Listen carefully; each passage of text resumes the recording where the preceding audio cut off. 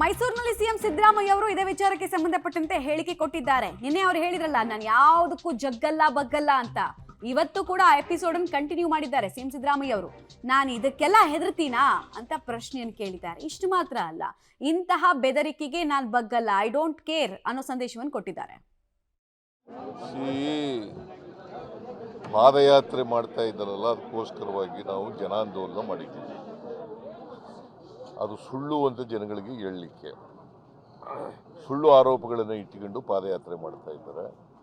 ಸಿದ್ದರಾಮಯ್ಯನವರಿಗೆ ಕಪ್ಪು ಮಸಿ ಬಳಿಲಿಕ್ಕೋಸ್ಕರ ಪ್ರಯತ್ನ ಮಾಡ್ತಾ ಇದ್ದಾರೆ. ಈ ಸರ್ಕಾರವನ್ನು, ಜನರ ಆಶೀರ್ವಾದದಿಂದ ಬಂದಿರತಕ್ಕಂಥ ಸರ್ಕಾರವನ್ನು ಡಿಸ್ಲಾಡ್ಜ್ ಮಾಡಲಿಕ್ಕೆ ಪ್ರಯತ್ನವನ್ನು ಮಾಡ್ತಾ ಇದ್ದಾರೆ. ಅವರು ಸಿದ್ದರಾಮಯ್ಯನವರಿಗೆ ಕಪ್ಪು ಮಸಿ ಬಳಿದು ಅವರನ್ನು ರಾಜಕೀಯವಾಗಿ ಅಳೆದ್ರೆ ನಮಗೆ ಅನುಕೂಲ ಆಗ್ತದೆ ಅಂತೇಳಿ ಭ್ರಮೆನಲ್ಲಿದ್ದಾರೆ. ಅವರ ಹಗರಣಗಳು ಬೇಕಾದಷ್ಟಿದ್ದಾವೆ. ಅವೆಲ್ಲನೂ ಕೂಡ ಎಕ್ಸ್ಪೋಸ್ ಮಾಡ್ತೀವಿ ನಾವು. ನಿನ್ನೆ ಕೆಲವು ಹೇಳಿದ್ದೀನಿ, ಇನ್ನೂ ಕೆಲವೆಲ್ಲ ವಿಚಾರಣೆಯಲ್ಲಿದ್ದಾವೆ.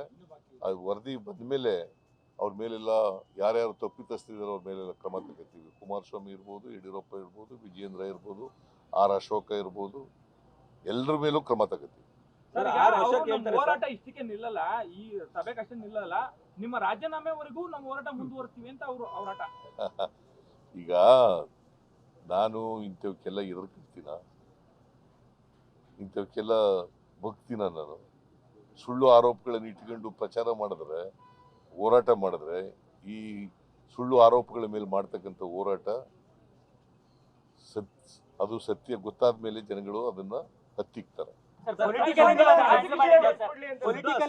ಹ್ಯಾಂಡಲ್ ಮಾಡಿದಿರಿ ಸರ್ ನಿನ್ನೆ ಸಮಾವೇಶದ ಮೂಲಕ.